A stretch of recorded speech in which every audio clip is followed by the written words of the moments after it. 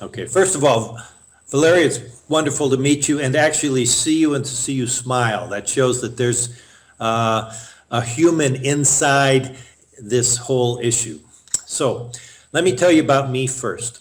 I'm one of the two co-editors for the journal Surgery, which is not a neurosurgery journal, but it's a journal of academic surgical science in the United States. We're interested in clinical work, but we're also interested in basic science work. I will tell you that when Dr. Canavero first approached me, I thought he was probably nuts. But we talked.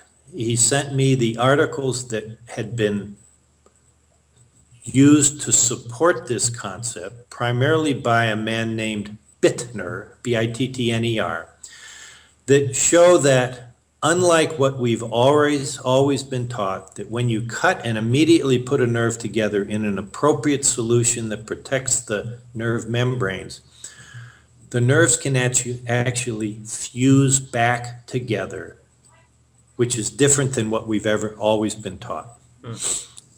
I looked at all this, thought it was appropriate. We talked many times, and the question is it possible for a spinal cord that's been acutely transected to reform, for nerves to refuse, and to lead to function downstream from where the transection was?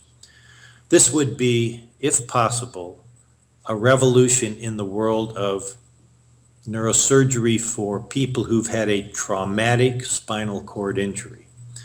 So you remember Superman, Christopher Reeves. He had a transection of his spinal cord in the high cervical level and was totally paralyzed below. And there was no chance, no possibility, no way that this could be reversed.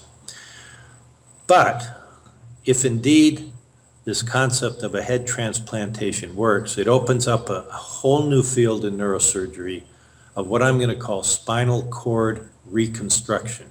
And there are hundreds of thousands of people who would benefit from this. You, if you have this head transplant, would be the proof of principle. It's a big risk.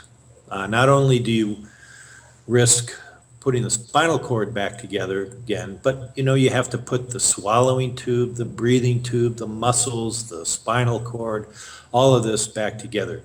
Those are accepted treatments. They have a risk, but they're well proven.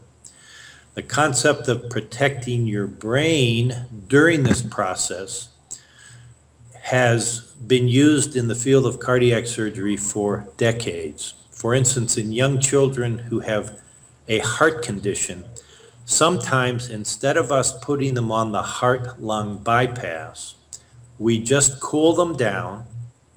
Their heart stops, the brain is cold so it doesn't function. We operate on the heart, put it back together again, and then slowly warm up the body, and the brain function is preserved because it's been cooled. You can't do it for more than an hour or so, but we can do it. So all of the processes of this complicated process have been tried experimentally and or clinically, and this should work.